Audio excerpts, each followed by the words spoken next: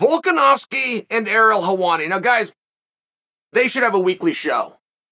Truly, they should have a segment. Volkanovski should get that hammered out. Whether he's getting 7 minutes, he's getting 15 minutes, he should work something with Ariel. I am interested in Volkanovski. I do not find Volkanovski interesting. Can you relate to that? When Volkanovski is with Ariel, and it is exclusive, that is where he's in his comfort zone. It is very different when Volk talks to Ariel than when he talks to anybody else. Guys, it's gold. I caught one. It was over a year ago, and I still remember it. And it was Volkanovski cooking. I've still never got the backstory on that as to why he and Ariel were in a kitchen and cooking. I loved it. And now Volk just spoke to Ariel again. Volk told Ariel that he's very set on 155 pounds. Now, that's a big deal to me. I want that. I want Volk at 55. I understand why you'd hold on to the 45 belt. I understand the allure and the accomplishment of champ. As soon as he gets the 55 belt, let the 45 go. Full commitment, laser focused, and let 45 go. That's an important part of the story. It's an important part that gets all the benefits of having the master leave, right? When the cat leaves, the mice will play. Save that thought. Volk went into pretty good detail by Volk standards. It's hard to get a lot from him. But he went into pretty good detail. He doesn't care who it is. He doesn't care if it's Charles. He doesn't care if it's Islam. He went down to break them both. Went on to break them both down. Talked about the different challenges. Very different match, but he doesn't care who it is. He wants the championship, and he understands whoever it is he's going to have. If he succeeds, he's going to have the other one in short order. I'm only sharing this with you because I don't know that this story is out there enough. It was sincere. This was not barking. Volk doesn't bark. Volk doesn't go and try to get big matches for himself. He's the champion. It will always be the biggest match. It will always be a title fight.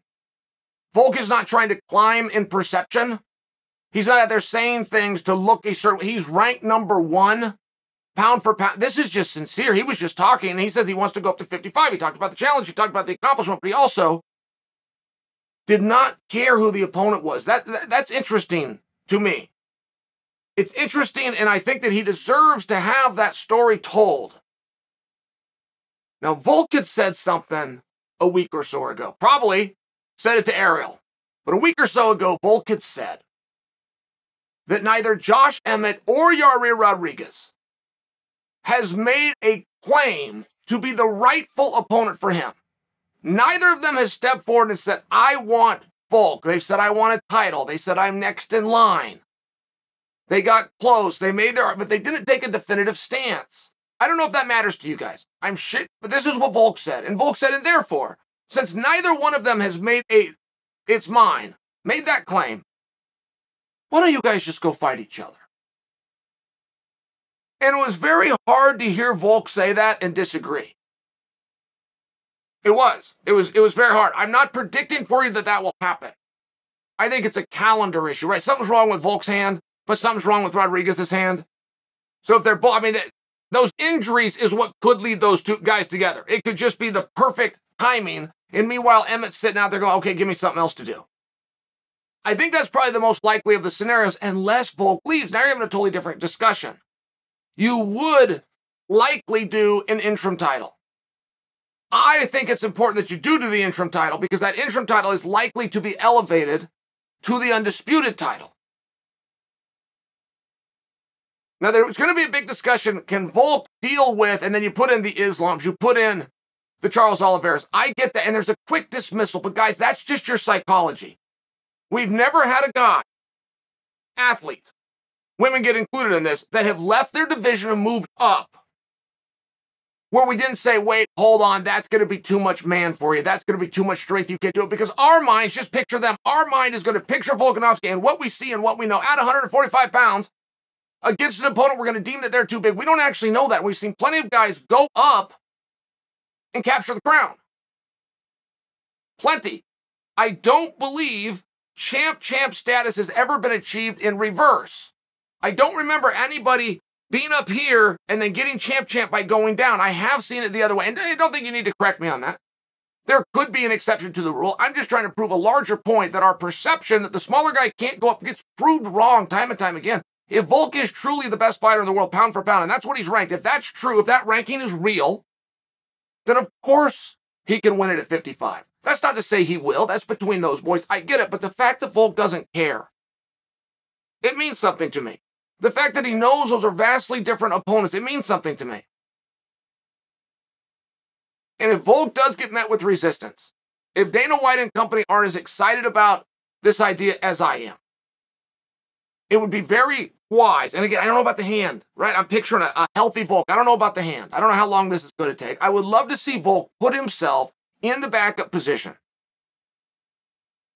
Just put himself to show his sincerity, show his willingness. There's no way to question that he truly doesn't care who the opponent is. No better way to absolutely show that than becoming a backup fighter, because you're likely in a backup fighter position to be put in on less than 24 hours notice. The backup fighter, yes, if there was an injury, yes, if something happened, I get all of that, but the backup fighter largely is accepting that position, knowing the only way I go in is if one of these guys misses weight, and therefore the championship is no longer on the line. So think about when the weigh-in is on Friday versus the fight on Saturday. That's how I'm coming to this number of 24 hours. If he's willing to go in there against Oliveira or Islam, to the extent that he takes that position and shows up to the weigh-ins and doesn't know if his phone's going to ring and you're in, he has definitely proved his sincerity. I just love the idea. I really do. If you're going to beat Volk, and a lot of people look at the Islam match and go, oh, Islam's just going to take him down and keep him there. Maybe. But you're still telling me, the viewer, that I'm going to see something I've never seen before. Because I have never seen Volk taken down and held there. If you're telling me somebody can outstrike him, okay, great. But you now have my interest, because I'm going to see something I've never seen before. I have never seen Volk outstruck. It's very interesting. And he's never going to get this, guys. This is never going to happen. Let me give you an old adage.